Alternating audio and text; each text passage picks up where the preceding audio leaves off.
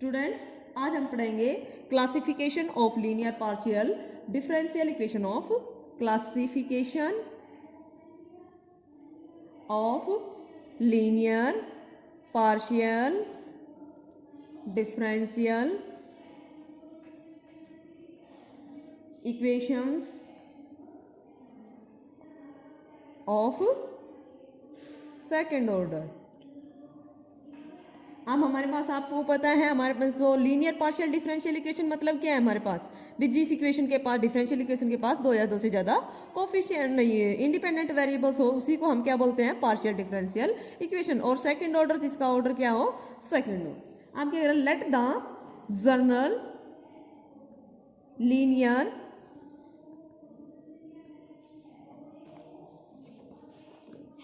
partial differential equation of second order for a function of two independent variables x and y be of the form. भी कोई भी हमारे पास general linear partial differential second order की हमारे पास किस फॉर्म में होती है, आर आर प्लस का S S plus T T plus का F of x Y Z P क्या इज इक्वल टू 0, इस फॉर्म की होती है। और हमने पहले पढ़ चुके हैं, हम यहाँ पर स्मॉल आर की वैल्यू, स्मॉल एस की वैल्यू और स्मॉल टी की वैल्यू, वेयर हमारे पास क्या होता है, स्मॉल आर किसके इक्वल होता है, हमारा करली टू यू अपॉन का करली एक्स स्क्वायर। उसके बाद जो स्मॉल एस जो था वो क्या था, करली टू यू अपॉन करली एक्स इंटू का करली वाई था। और स्मॉल टी की वैल्यू क्या थी, करली टू यू अपॉन का curly Y square. And where, और यहाँ पर क्या है कि वेयर जो small R, capital small R तो हमारे पास ये वैल्यूज थी, कैपिटल आर और capital S and capital T may be continuous functions of x and y possessing its partial derivative, जो क्या रखेंगे, उसके पार्शियल डेरिवेटिव्स रखेंगे।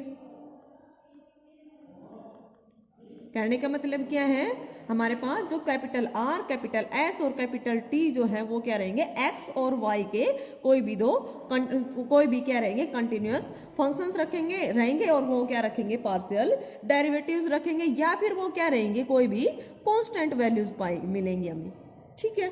नाउ क्लासिफिकेशन जो हमारा हम पढ़ क्या रहे हैं, क्लासिफिकेशन जो है इक्वेशंस का, इनका वो किसके ऊपर डिपेंड करेगा, डिपेंड्स ऑन द पार्ट, क्या जो हमारी इक्वेशन है, इसके फर्स्ट इक्वेशन के क्लासिफिकेशन जो हमारी सेकंड डिग्री इक्वेशन क्या बनेगी। क्या हमने पहले हम पढ़ के आए, स्टार्टिंग में फर्स्ट चैप्टर में हमने पढ़ा था कि हर एक सेकंड ऑर्डर की इक्वेशन क्या बनाती है, कोई एक कोनिक सेक्शन बनाती है। तो अब जो लीनियर पार्शियल डिफरेंशियल इक्वेशन जो सेकंड ऑर्डर की है वो क्या बनेगी, एक पैराबोला बनेगी, हाइपरबोला बनेगी या फिर इलिप्स बनेगी। वो किसके ऊपर डिपेंड करेगा, इस इक्वेशन के इस वाले पार्ट से, आर आर प्लस का एस एस प्लस का टी टी, इसी पार्ट के ऊपर हमारा क्या करता है, डिपेंड करता है, जिसको हम क्या बोलते हैं, which is also known as, उसको हम क्या भी बोल दे सकते हैं, इस इक्वेशंस का प्रिंसिपल पार्ट बोल देते हैं, known as principal part of equation first. ठीक है।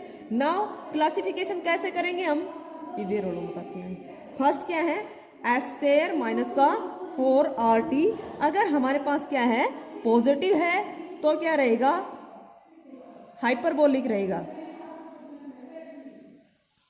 सेकंड है, अगर हमारे पास एस स्क्वायर माइनस का 4RT की वैल्यू 0 के इक्वल है तो वो क्या रहेगा, पैराबोलिक रहेगा। है ना। और अगर थर्ड पार्ट हम क्या करें, अगर एस स्क्वायर माइनस का 4rt की वैल्यू लेस देन 0 है तो वो क्या रहेगा, इलिप्टिक रहेगा।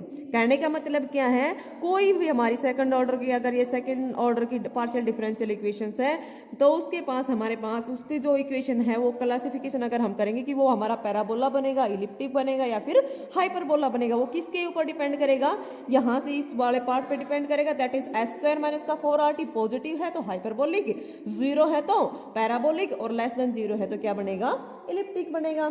इसके ऊपर हम कुछ क्वेश्चंस करके देख लेते हैं जिससे हमें और ज्यादा अंदाजा हो जाएगा। जैसे फर्स्ट एग्जांपल है, एग्जांपल फर्स्ट क्या कह रहा है, अगर दे दिया 2 इंटू का करली 2u अपॉन का करली एक्स स्क्वायर प्लस का 4 इंटू करली 2u अपॉन का curly X into curly Y plus का 3 इंटू करली 2u अपॉन का curly Y square is equal to 0। Then इसको हम इससे कंपेयर करेंगे, बट हमारे पास यहाँ पर R R S S T की फॉर्म में नहीं है तो इसको हम इस फॉर्म में लिख देंगे। हमें पता है करली 2u अपॉन करली एक्स स्क्वायर किसके इक्वल होता है, आर के इक्वल होता है 2r।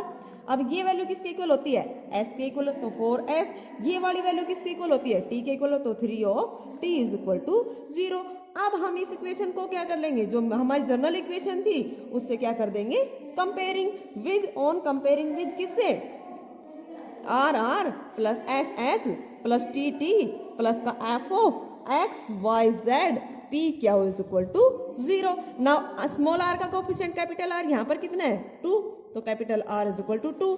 यहाँ पर कैपिटल एस, तो कैपिटल एस की जगह यहाँ पर कितना कोफिशिएंट, यहाँ पर 4, और यहाँ पर टी का टी इंटू का टी, तो कैपिटल टी यहाँ पर कितना हो जाएगा, capital T is equal to 3। हमने पढ़ा था ये जो आएंगे कैपिटल आर कैपिटल एस या कैपिटल टी, वो या तो क्या रहेंगे हमारे पास कंटिन्यूस फंक्शंस होंगे एक्स एंड वाई के, या फिर वो क्या रहेंगे, कांस्टेंट रहेंगे। तो यहाँ पर हमें क्या मिल रहा है, कांस्टेंट वैल्यूज मिल रही है।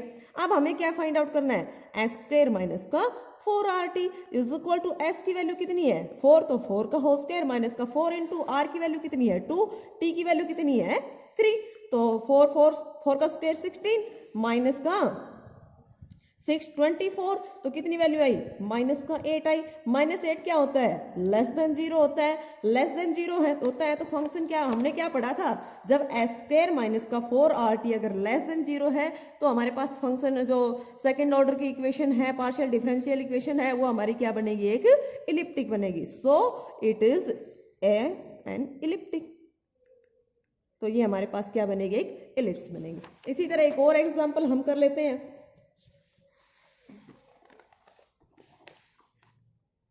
जैसे है भाई सेकंड एग्जाम्पल हमने ले लिया, r प्लस का 4s प्लस का 4t is equal to 0। Same इसको वैसे ही on comparing with general equation, with general equation हमारे पास जनरल इक्वेशन क्या थी, कैपिटल r प्लस का s प्लस का t प्लस का f of x Y Z P क्या हो, इसको लिखो ना लिखो इस वाली टर्म को, तो क्योंकि हमें तो कम क्लासिफिकेशन करना है, वो किसके ऊपर डिपेंड करता है, सिर्फ इतने वाले पार्ट के ऊपर डिपेंड करता है, प्रिंसिपल पार्ट पे। तो इसको इससे कंपेयर कर देंगे। कैपिटल आर की वैल्यू क्या हो जाएगी यहाँ पर 1, कैपिटल एस की वैल्यू कितनी हो जाएगी 4, और कैपिटल टी की वैल्यू कितनी हो जाएगी 4। अब हमें क्या चाहिए, एस स्क्वायर माइनस का 4rt, दैट इज एस की वैल्यू 4 का स्क्वायर माइनस का 4, आर की वैल्यू कितनी है 1, टी की वैल्यू कितनी है 4, दैट इज 16 माइनस का 16 is equal to 0। That is S square minus का 4rt किसके इक्वल आ गया, 0 के इक्वल आ गया। अब हमने पढ़ा था अगर एस स्क्वायर माइनस का 4rt 0 है तो वो क्या बनेगा, एक पैराबोलिक बनेगा।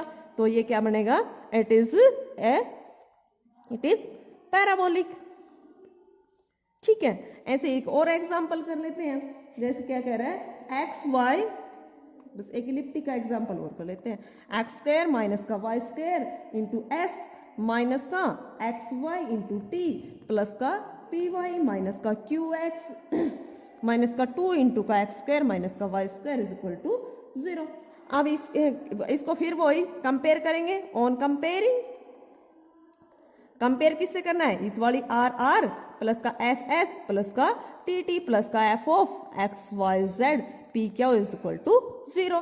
अब कैपिटल आर का कोफिशिएंट कितना है यहाँ पर एक्स वाई, एस का कोफिशिएंट कितना है यहाँ पर माइनस का एक्स स्क्वायर माइनस का वाई स्क्वायर। ऐसे जो टी कैपिटल टी का जो यहाँ पर कितना है माइनस का एक्स वाई। हमें क्या चाहिए, एस स्क्वायर माइनस का 4RT। तो s की वैल्यू कितनी है, माइनस का X square minus Y square, और इसका क्या करना है, होल स्क्वायर, माइनस का 4, r की वैल्यू कितनी है, एक्स वाई, इंटू कितना हो जाएगा भाई, t की वैल्यू कितना है, माइनस का एक्स वाई।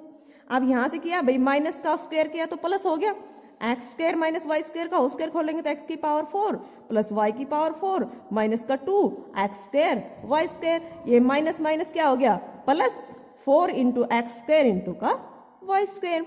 अब बचा क्या, एक्स की पावर 4 प्लस वाई की पावर 4 प्लस का 2 एक्स स्क्वायर इंटू का वाई स्क्वायर। इसको हम क्या लिख सकते हैं, x square plus y square की पावर 2। अब होल स्क्वायर में इसकी वैल्यू चाहे पॉजिटिव आए चाहे नेगेटिव आए, स्क्वायर होल स्क्वायर होगा तो वैल्यू हमेशा क्या आएगी, ऑब्वियसली पॉजिटिव आएगी, ठीक है ना। तो ये क्या हो गया, ग्रेटर देन 0। अब हमने क्या पढ़ा था भाई, एस स्क्वायर माइनस 4RT अगर ग्रेटर देन 0 है तो वो क्या बन जाएगा, एक हाइपरबोलिक बन जाएगा।